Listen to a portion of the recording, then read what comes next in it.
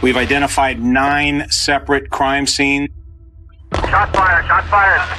Some guy ran in our house bleeding everywhere.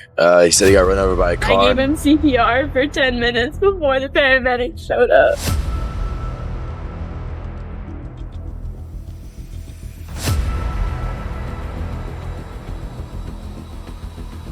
Hey, Elliot Rodger here. You know, I never really heard him speak. He didn't talk. We didn't see this coming at all. I just don't know why this happened to our son. I've been doing a lot of thinking about how sad and unfair my life has been. You forced me to suffer all my life, and now I'll make you all suffer.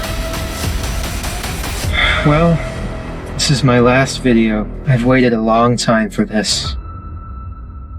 6 orang siswa Santa Barbara tewas dan puluhan korban lainnya terluka di tangan pria berusia 20 tahun ini. Seseorang yang bahkan oleh teman-teman terdekatnya digambarkan sebagai sosok yang dianggap sakit sejak dalam kandungan. I think he's a really lonely guy. Apakah seorang pembunuh berantai memang terlahir seperti itu? In 1 hour I will have my revenge on this cruel world. I hate you all. Die. Untuk mencoba memahami kasus Elliot Rodgers, kita harus mulai dari awal.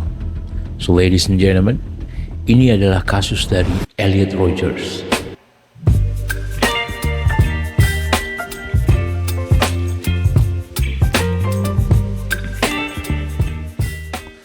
Pada tahun 1991, Elliot Rodgers lahir di London, Inggris, dari ibu yang bernama Lee Chin, seorang perawat keturunan Tionghoa Malaysia, dan seorang ayah yang bernama Peter Rodgers, seorang sutradara komersil dan film. Ia cukup terkenal di Amerika Serikat. Seorang anak yang lugu ini beranggapan bahwa di tahun-tahun awal di masa kecilnya adalah tahun-tahun paling bahagia di dalam kehidupannya. Namun bahkan pada sejak kecil pun ada beberapa tanda peringatan akan datangnya masalah besar. Parents used to always take me here when I was a kid. Back when my life was happy and fair. Elliot sangat terpelajar, namun hampir secara alami ia adalah seorang pendiam. Ia lebih sering menuliskan apapun yang ada di dalam pikirannya daripada membicarakannya. Meskipun ia tidak pernah didiagnosis secara resmi, ini adalah gejala mutisme selektif, gangguan kecemasan masa kanak-kanak yang langka, di mana penderitanya tidak dapat mengutarakan perasaannya dalam situasi sosial. Ketika Elliot berusia 6 tahun, sang ayah Peter memindahkan keluarganya ke Los Angeles, di mana saat itu orang tua Elliot resmi telah bercerai. Hanya membutuhkan waktu 1 tahun untuk terjadinya perubahan besar bagi anak laki-laki yang terlihat rapuh ini. Bahkan pada usia yang begitu muda, hal ini menjadikan sebuah trauma yang tidak dapat diatasi oleh Elliot. Karena dalam waktu 1 tahun tersebut, ayahnya kemudian menikahi seorang aktris Maroko yang bernama Soumaya Akaboni, di mana pernikahan tersebut memicu kecemburuan bagi Elliot. Sehingga pada saat itu, si Elliot berpendapat bahwa ia mengidealkan kekayaan dan kekuasaan ayahnya sebagai alat untuk memikat para wanita idamannya. Anda akan menyadari betapa bahayanya sebuah pemahaman jika Anda mempunyai banyak uang, Anda bisa mendapatkan perhatian dari setiap wanita dimanapun di dunia ini. Back when I thought the world was fair, how naive I was. I was only an innocent child. Elliot hanya memiliki sedikit teman, dan ketika waktu bermain diatur, ia akan pergi ke kamarnya atau halaman belakangnya untuk menyendiri. Ia tidak suka berbagi dengan siapapun. Ia akan menjadi marah secara tidak rasional ketika dipaksa untuk melakukan hal yang tidak ia suka. Dan dalam kasus-kasus yang jarang terjadi, ia terkadang menjadi posesif dan cemburu jika temannya bermain dengan orang lain. I'm so angry right now. I was enjoying a peaceful time at this beach park, and what comes to sit in front of me? A young couple, a guy with his hot girlfriend. I mean, who do they think they are? Coming here, sitting in front of me to make me feel jealous? Ketika Elliot memasuki tahun-tahun sekolah menengah, ia terus berjuang untuk mendapatkan teman. Ia terkadang menjadi objek ejekan, termasuk oleh beberapa gadis pada khususnya, di mana biasanya si gadis ini akan mengejeknya di depan kelompok teman-temannya. Sehingga si Elliot mengklaim bahwa hal ini akan menjadi awal dari kebencian terhadap apa yang disebutnya sebagai spesies perempuan. Ayahnya, si Peter Rodgers, adalah orang yang berpengaruh di industri perfilman Hollywood yang bekerja di berbagai produksi besar, termasuk salah satunya ia bekerja sebagai asisten sutradara untuk film The Hunger Games dan memberikan putranya kursi barisan paling depan di industri ini. Si Elliot kemudian menggambarkan hal ini sebagai faktor kunci dalam kecemburuannya, bahwa ia berhak mendapatkan segalanya dalam kehidupannya. Pada usia muda, ideologi dangkalnya ini tentang kekayaan dan hak istimewa tersebut mulai terbentuk. Di saat saya berusia 9 tahun, saya menyadari bahwa ada hierarki di mana beberapa orang memang lebih baik dari yang lainnya. Kecemburuan dan iri hati itu adalah dua perasaan yang akan mendominasi seluruh hidup saya dan membuat saya semakin menderita.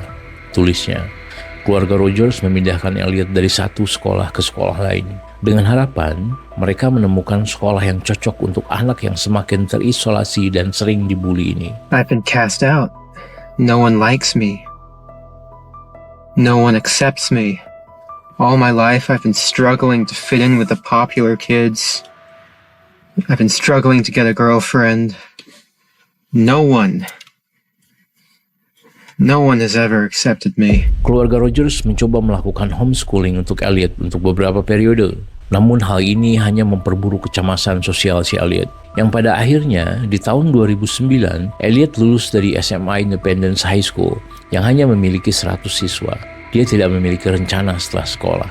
Elliot pernah kuliah di beberapa perguruan tinggi yang berbeda, termasuk di Pierce Community College di mana dia terus dilecehkan oleh mahasiswa di sana. Pernah di suatu hari, sekelompok siswa melemparkan telur ke arahnya. Kemudian Elliot bereaksi dengan mengacungkan sebuah pisau. Tidak ada yang terluka, tetapi jelas Elliot saat itu sudah mencapai pada titik puncaknya. Elliot akhirnya mendaftar di Universitas Santa Barbara City College. Kampus ini terletak tepat di sepanjang Samudra Pasifik, langitnya biru dan cerah.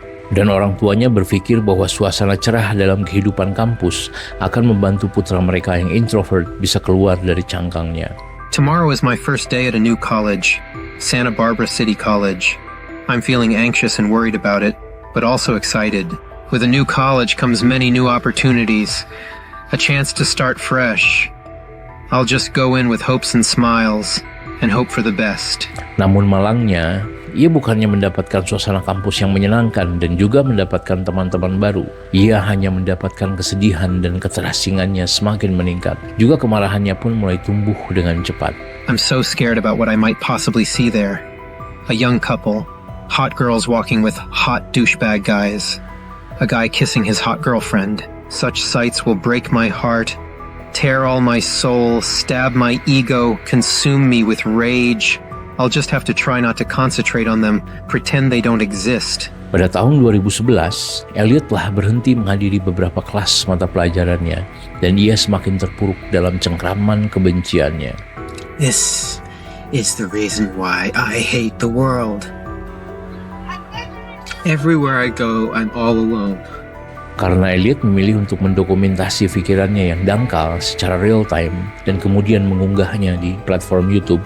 Di balik tindakannya yang brutal meskipun tidak dapat dihindari, secara mengejutkan seharusnya hal ini dapat diprediksi. Ever since I hit puberty, I've wanted girls. I've desired girls. I've been attracted to girls.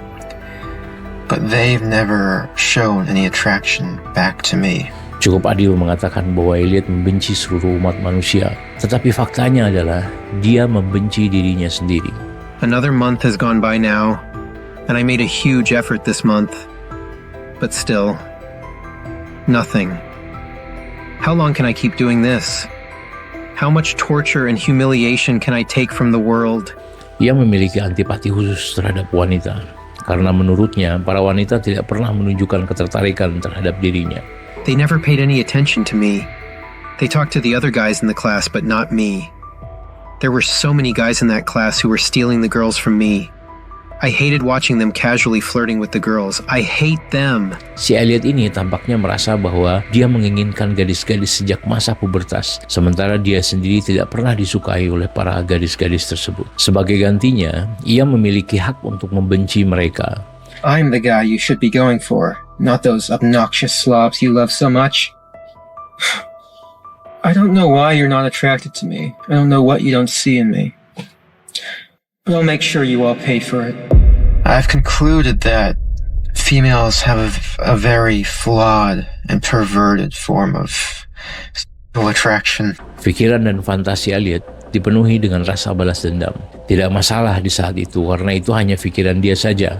Sampai suatu hari ketika dia mengekspresikan apa yang dia pikirkan, Disitulah awal dari semua masalah besar yang sudah tidak dapat dihindari lagi.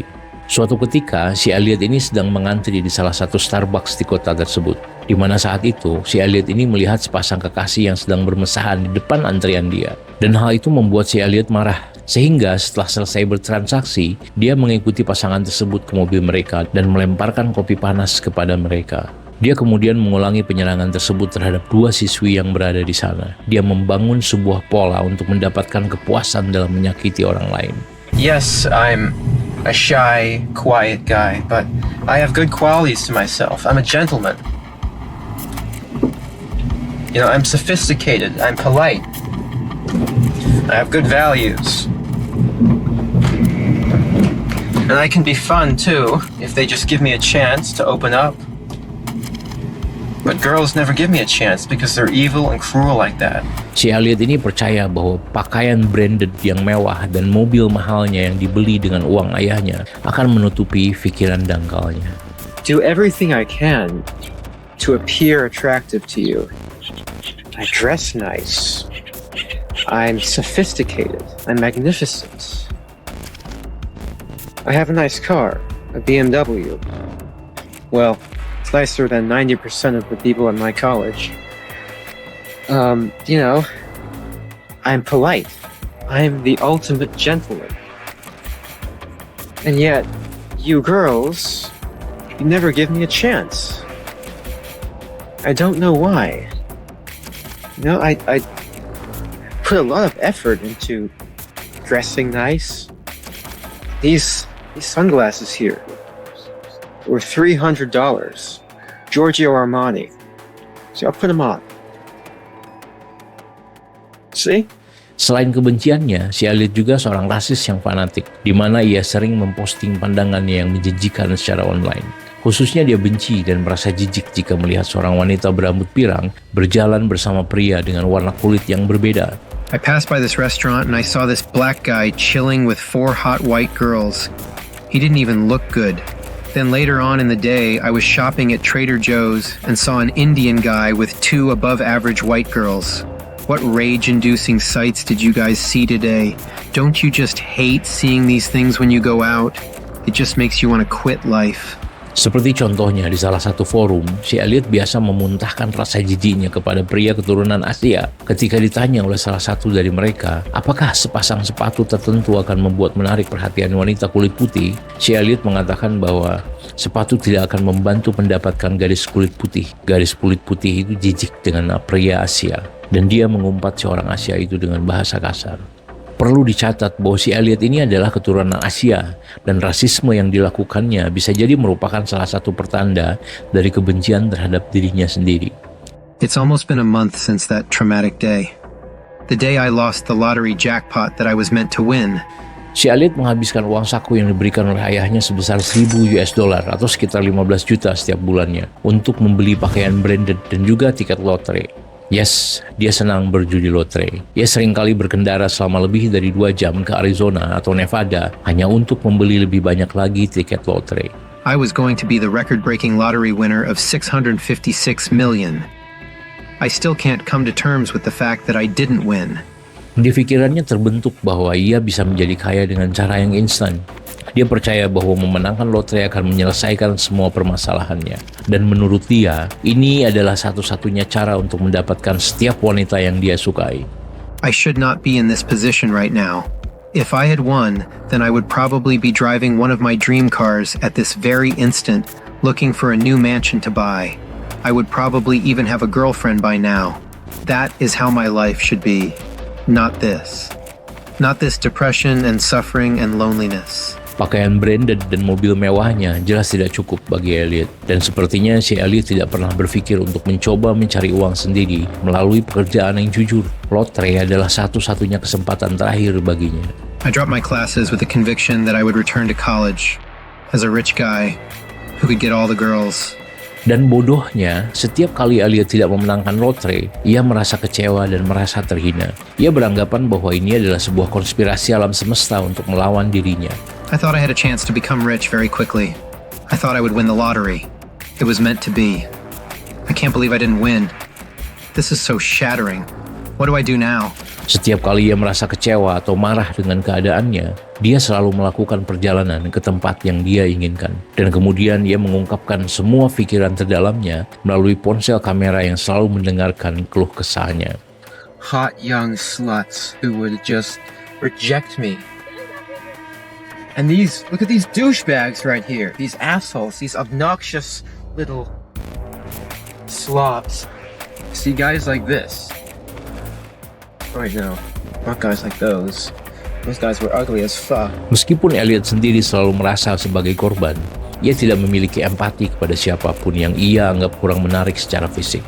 Nah, ini adalah campuran dari sikap kompleks inferioritas dan superioritas yang berbahaya. Ciri-ciri lain jelas daripada NPD atau Narcissistic Personal Disorder yang tidak terdiagnosis.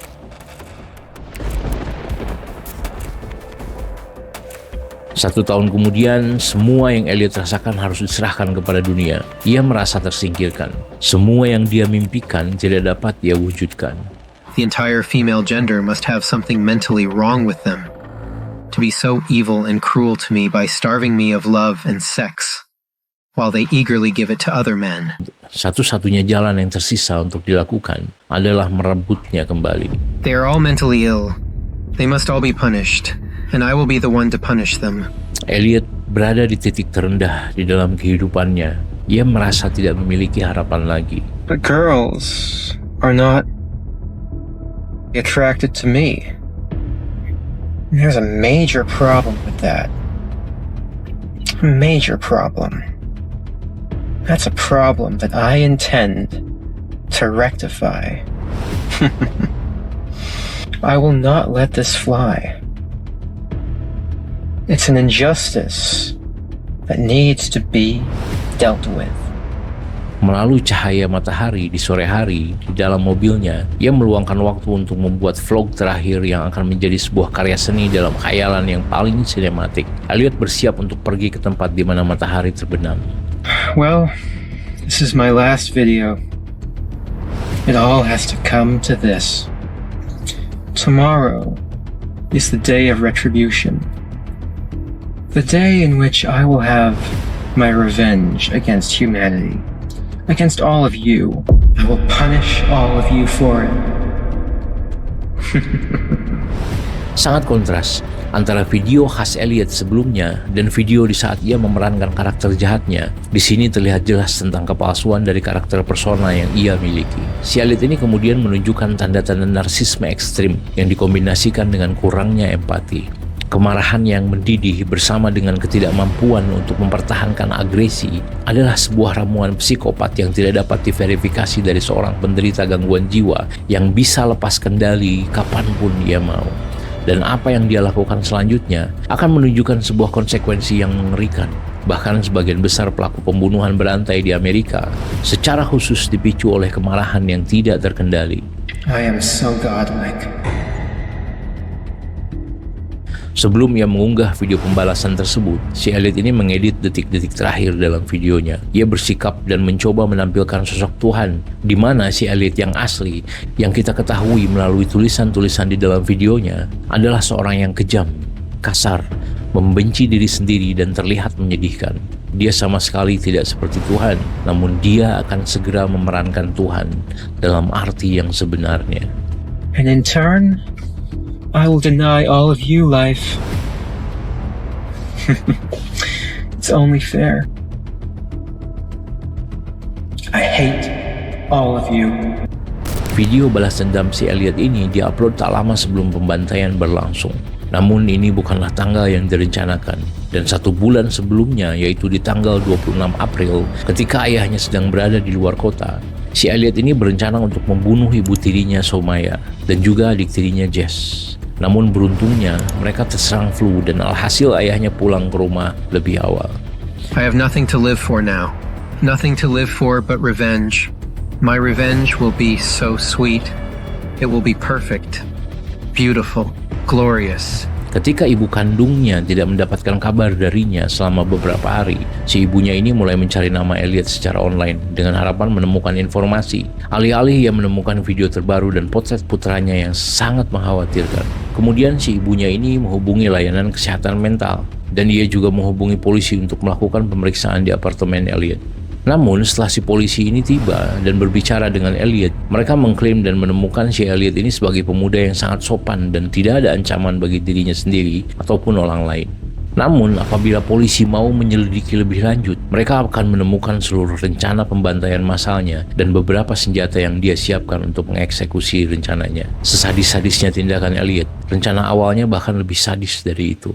Ia memancing korbannya untuk masuk ke apartemen miliknya satu persatu sebelum menyiksa mereka secara brutal dengan pisau dan menyiram mereka dengan air yang mendidih.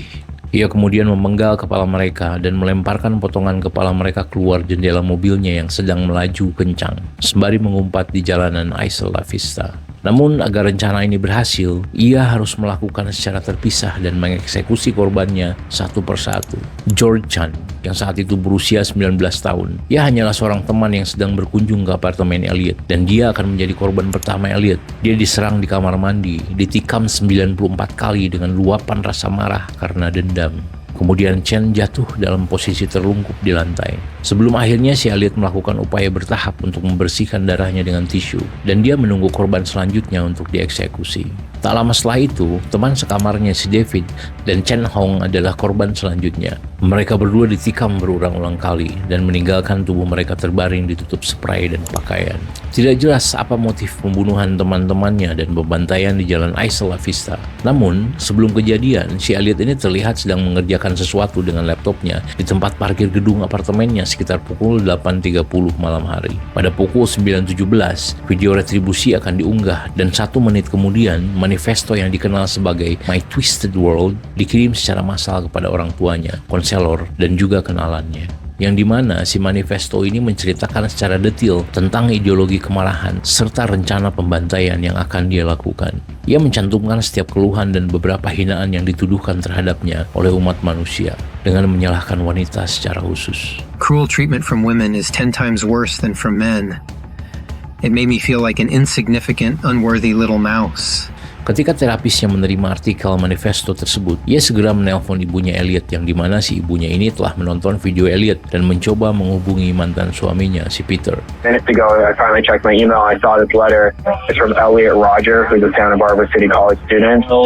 It's 141 pages. And when you get to the end, which is where I went to immediately, page 134, it's a very detailed attack they plan on taking in Isla Vista, including shooting people and driving in a car to intentionally run over pedestrians and then shoot himself. Saat itu ayah beserta ibu tirinya Elliot terkejut dan juga merasa bersalah, di mana akhirnya mereka bergegas menuju jalan Isla Vista, yang mereka tidak sadari bahwa semuanya sudah terlambat dan karakter Elliot sudah terbentuk selama bertahun-tahun sebelum mereka berdua menyadarinya. I am going to enter the hottest sorority house of UCSB. Si Elliot ini kemudian pergi ke sebuah bangunan Alpha Verity House, di mana pintu yang terkunci berpotensi menyelamatkan puluhan jiwa. Meskipun dia telah mengintai rumah tersebut selama berminggu-minggu, tampaknya dia tidak menyadari bahwa untuk masuk ke gedung tersebut membutuhkan security code atau kode keamanan. Dia mengetuk pintu selama beberapa menit, namun gadis-gadis di dalam menolak untuk menjawab atau membuka pintu. Dengan perasaan murka, dia melampiaskan kemarahannya kepada siapapun yang ia lihat di saat itu. Si Elliot ini saat itu melihat 3 gadis berdiri di luar gedung dan mulai melepaskan beberapa tembakan kepada mereka dan menewaskan Veronica Weiss yang baru berusia 19 tahun, juga Catherine Cooper yang berusia 22 tahun. Sebelum akhirnya si Elliot ini melukai korban ketiga. Tak lama setelah suara tembakan berhenti, beberapa mahasiswi bergegas menuju salah satu jendela dan melihat para korban sudah tergeletak dengan luka tembak di depan halaman gedung tersebut. Ada salah satu korban yang terluka terlihat berteriak sembari menelpon ibunya dengan nada memohon. Para petugas kepolisian kemudian menanggapi laporan tentang beberapa tembakan di pusat kota. Tetapi ketika mereka tiba, para mahasiswa di sana mengatakan bahwa mereka mengira itu adalah suara kembang api. Lalu kemudian mereka melihat sosok lelaki dengan senjata berlari menuju tempat parkir dan masuk ke sebuah mobil hitam yang kemudian pergi ke arah timur. 911, what's the address of the emergency? I need that, please. Your guy thinks somebody else is on the line. Okay. I don't know what just happened. Okay. Were you injured? Were you injured? Okay, where are you? Somebody else's. We're at Ivy Deli in Isle Vista. Okay, you're at Ivy Deli and somebody shot? Yeah. Okay. Okay. There's officers here. Okay, I understand. Okay, I'm getting help started. Do you know how many people are hurt? I don't know.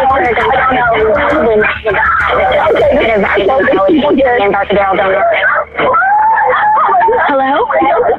Yes. 34. There's officers here. Okay, I'll let you talk to them. Polisi menindaklanjuti teror tersebut dan langsung menuju jalan Isla Vista Deli, di mana mereka menemukan Christopher Michael Martinez, berusia 20 tahun, ditembak di bagian dada dan tewas seketika. Si Elliot terus mengemudi di sekitaran kampus dan menembaki para pejalan kaki dan menabrak beberapa orang dengan mobilnya. Kemudian dia menembak seorang petugas polisi yang mengakibatkan tembakan balasan yang akhirnya si Elliot ini melarikan diri dengan mobilnya. I was shot at from a two-door BMW, westbound from Alabama down. CPR in progress. Okay, we got another gunshot. Victim at shots fired. Dia terus memuntahkan beberapa peluru kepada para pejalan kaki yang terlihat sembari mengendarai mobilnya, termasuk beberapa polisi yang kemudian para polisi ini membalas tembakan Elliot dan satu peluru tertancap di paha kiri Elliot. Si Elliot tetap berusaha melarikan diri. Namun tak lama setelah itu, mobil menabrak bumper belakang sebuah mobil Jeep hitam yang sedang terparkir di jalan tersebut. Serentak para petugas berteriak dan memberikan komando untuk mendekat. Si Elliot berpikir sebuah misi balas dendam telah ia selesaikan dan semuanya sesuai rencana. Waktunya dia memuntahkan satu tembakan tepat di kepalanya sendiri.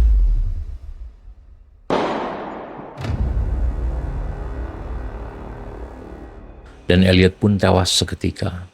Mereka menemukan beberapa pil, pisau, 3 pistol, 6 butir amunisi kosong, dan 10 butir amunisi yang belum terpakai, 548 peluru utuh, dan ponselnya yang berisi lebih dari 200 foto selfie dirinya.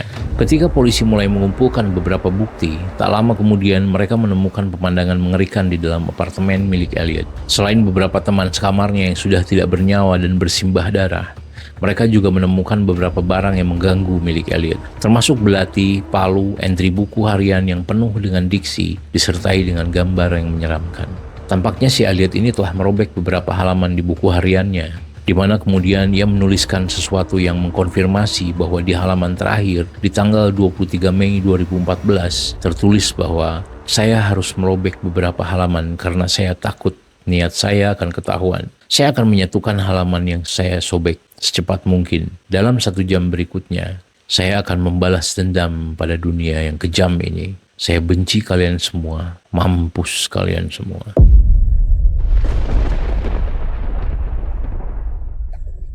There was a young girl laying right here, and I could just tell immediately that she was gone. I saw a gunshot wound to her abdomen and on her side, and also one to her head. So you could tell she wasn't bleeding anymore, so she was gone. Hanya dalam waktu 8 menit, pembantaian tersebut terjadi. Kota Isla Vista akan berubah selamanya. Bagi kebanyakan orang, kasus Elliot Rodger adalah kasus kebencian yang menyedihkan yang tidak terkendali. Kehidupan seorang bocah dengan privilege yang disia-siakan oleh kecemburuan dan kebencian. Bagi sebagian orang yang senasib dengan Elliot, dia adalah pahlawan. Orang bijak, pelopor pembantaian massa yang berani melakukan apa yang mereka impikan. Entah bagaimana para pecundang ini bisa menganggap bahwa apa yang dilakukan oleh Elliot adalah sebuah keberanian yang didasari kebencian yang sangat menyedihkan dan penuh tipu daya. The father of Adam Lanza now says that there are times he wishes his son had never been born. Do you ever feel that way? That's a really loaded question.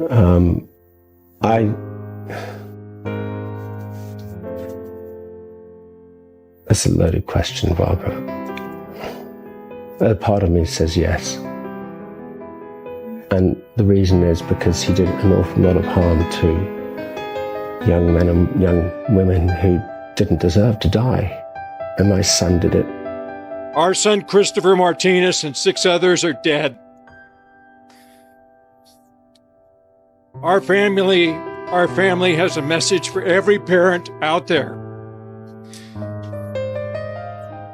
You don't think it'll happen to your child until it does. Chris was a really great kid. Ask anyone who knew him. His death has left our family lost and broken. Saya Babab Nizar. Terima kasih sudah menonton.